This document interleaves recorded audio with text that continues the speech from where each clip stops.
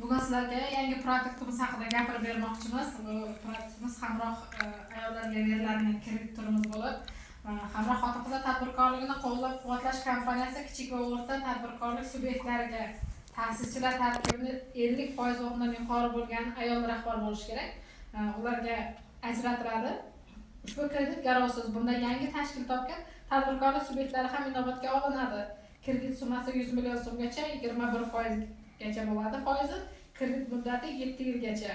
Ikkinchi turi bo'lib garov bilan bunda yangi tashkil topgan tadbirkorlik subyektlari hamda bularga kredit summamiz 375 million so'mgacha 21% bo'ladi foizimiz. Kredit muddati 7 yilgacha. Imtiyozli davri 3 yil bo'ladi. Majburiyati 2 ta yangi ish o'rin yaratish bo'lishi kerak. Uchinchidan, garov bilan bunda tadbirkorlik subyekti kamida 6 oy avval davlat ro'yxatidan o'tgan bo'lishi hamda oxirgi 6 oyda bank hisob raqamida pul aylanmasi amalga oshirilgan bo'lishi kerak. Kredit summasi 1,5 milliardni tashkil qiladi, foiz stavkasi 21% gacha. Kredit muddati 7 yilgacha, imtiyozli davr 3 yilgacha.